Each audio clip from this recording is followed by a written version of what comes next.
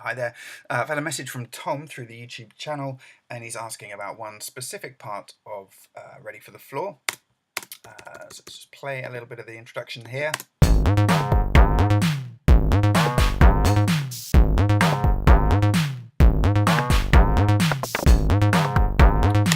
So the part that Tom is asking about is within my drum stack. Let's solo that.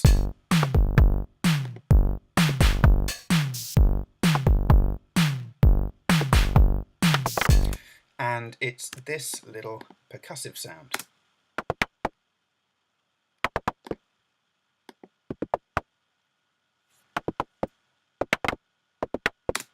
Tom, I'm assuming that is the part you're referring to.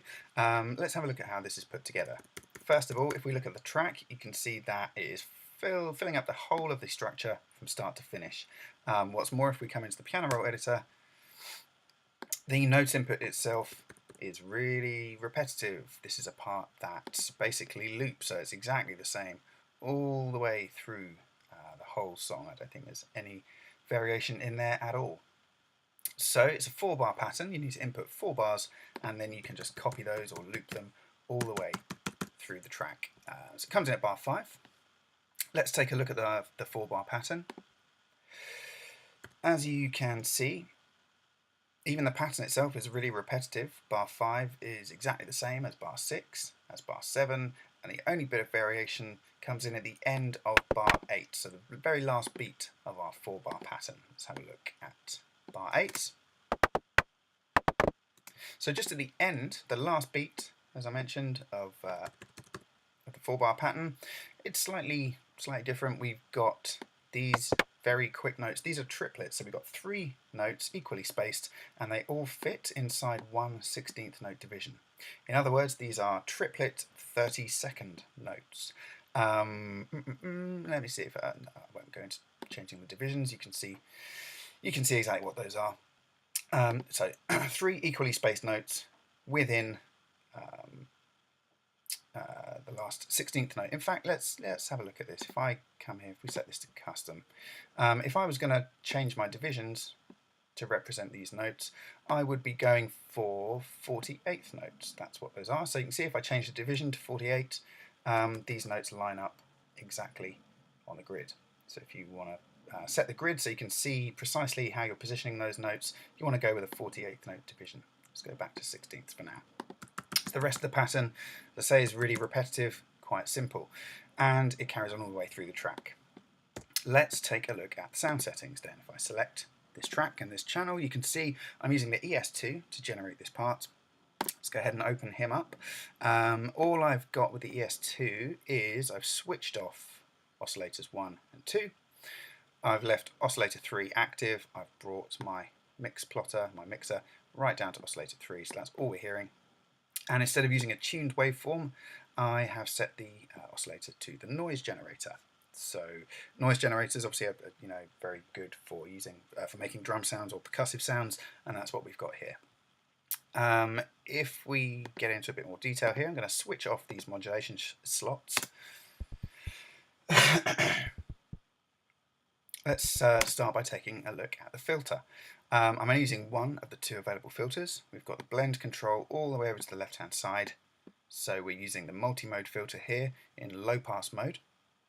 We've got resonance set fairly high and drive set fairly high to get some grit and some filter distortion in there.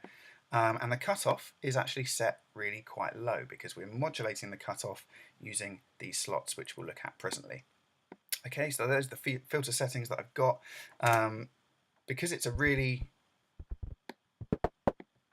kind of short, staccato, choppy, clicky sound, that has to do with our volume envelope settings. Envelope number 3 controls volume, so we've got a really short attack, not quite at 0, but pretty short. We've got a very, very short decay all the way down to silence. So sustain is set to 0, so the sound decays away completely. Again, really, really short release. So everything about the envelope is very, very short to give us that clicky staccato sound. You can hear the difference, obviously, if I push up sustain and decay and release.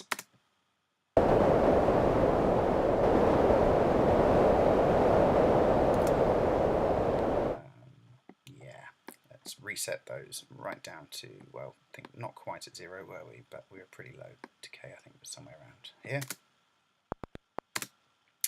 Let's put our cutoff back to whatever it was pretty low, somewhere around there.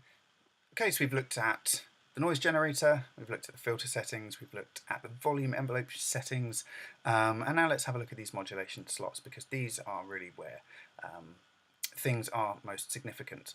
Firstly, I'll say that this one, cutoff 1 and 2 being shaped by the keyboard, this is pretty redundant, because what this does is it means the higher up the keyboard you play, the more the filter cutoff opens up. But because I am using the same note all the way through this part, that really isn't doing anything. If I was using different notes up and down the pitch range, that would be doing stuff, but as it is, that's pretty redundant. However, these other two slots are more significant. I think this is default. When you first open up a patch, this is kind of set up already, but this just means that the cutoff here is being controlled a little bit by envelope number 2. Beyond that, you don't really need to worry about that. The most significant one is this modulation slot here that I've set up, because if I play this part again, you can hear, hello,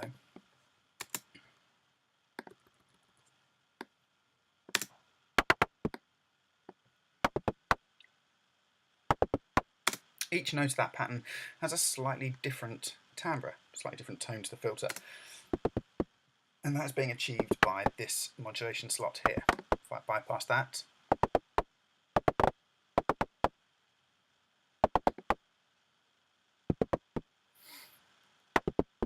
so what I've done here is to set my filter cutoff 1, to vary randomly. So in the source list, if we click here, right down at the bottom, we've got a couple of randomizers. So I've just gone with randomizer number 1. We haven't got very much of this. What's the amount set to? You can see it's like a tiny amount of this, but this just means that every note is randomly, the filter is ever so slightly different by a random amount with every note that gets played, and that's what gives us our sort of variety within the sound of this part.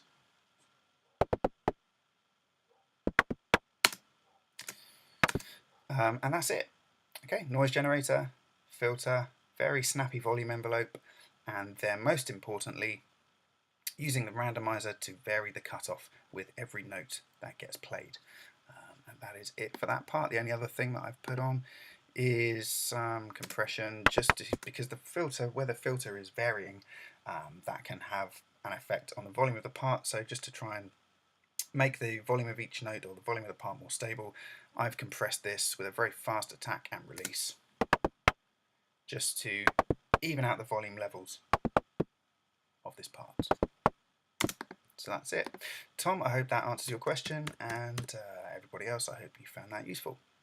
Do get in touch if you have any specific questions about this or the Emily Sunday. I will do my best to answer them for you. Thanks very much, and good luck.